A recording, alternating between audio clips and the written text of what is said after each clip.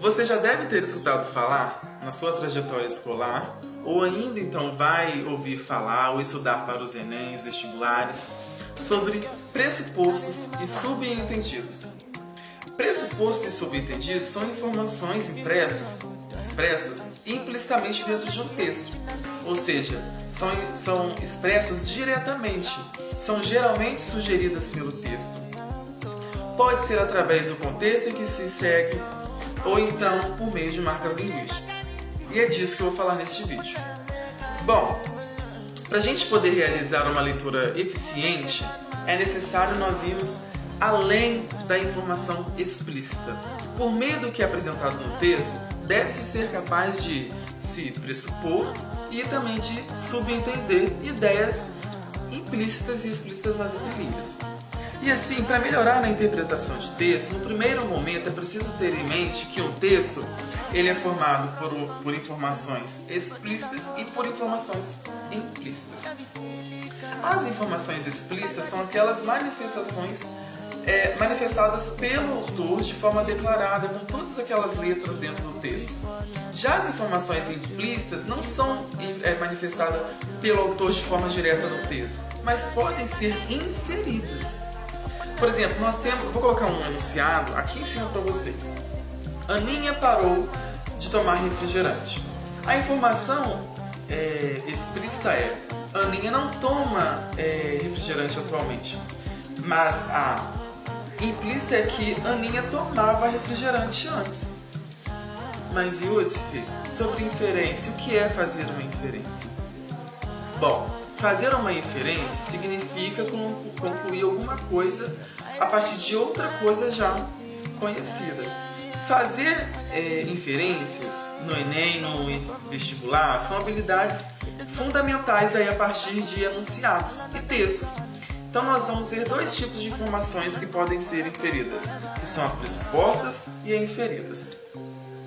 Pressupostos são informações, como o próprio nome já diz, se pressupõem de outras informações adicionais.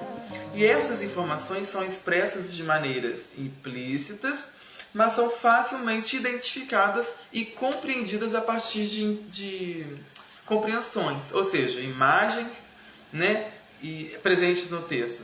Então, vou colocar um exemplo aqui, para vocês. O exemplo 1,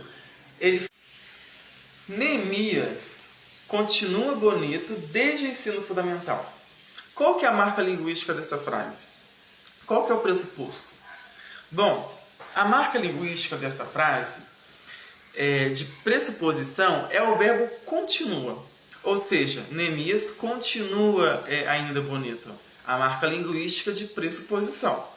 Já o pressuposto é que Neemias já era bonito, Já um outro exemplo que a gente tem que eu vou colocar aqui para vocês finalmente Pedro passou no concurso público.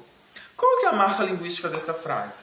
A marca linguística dessa frase de pressuposição é o advérbio finalmente, que é o pressuposto, ele demorou para poder passar no concurso. Certo? Um terceiro e último exemplo é: alunos que não lê redigem mal. Qual que é a marca linguística nessa frase? A marca linguística de pressuposição é o pronome relativo que. Já o pressuposto existem também alunos que leem. Mas aí uma pergunta que eu faço para vocês. Onde é possível a gente encontrar esse tipo de recurso?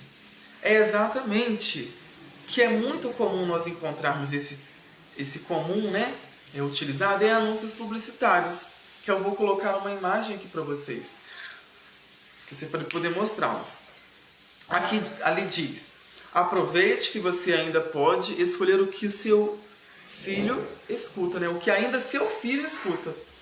É uma publicidade de 2010, publicado pela editora Zero Hora, em março.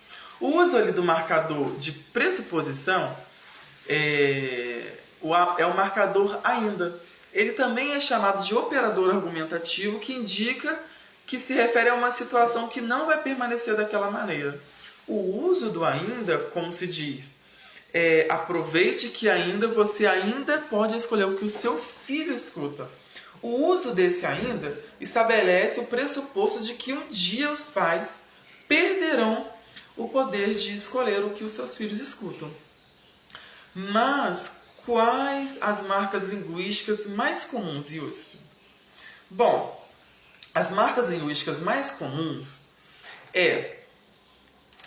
a gente tem verbos que indicam sentido de fim, mudança e continuidade, que temos o verbo começar, acabar, né, continuar. Nós temos os verbos também dos mais variados tipos de advérbios que são finalmente, ainda, depois. E nós temos pronomes relativos, que a gente pode dizer que eles são introduzidos nas subordinadas restritivas, que são indicadores de circunstâncias, depois que, visto que, desde que. Certo? No entanto, ao contrário de informações pressupostas, as informações subentendidas, elas não são marcadas propriamente dentro do texto. Ou seja, não tem nenhuma palavrinha ali, gatilho, que fazem com que elas sejam percebidas. A dedução é feita de maneira subjetiva pelo interlocutor. Por isso que o subentendido é um pouco mais difícil de ser entendido, porque depende do contexto. É o que eu trouxe uma tirinha para vocês, uma tirinha de H. A tirinha de H, ela diz assim: que bom que você veio, ligeirinho. Aí ele fala: obrigado, Oni.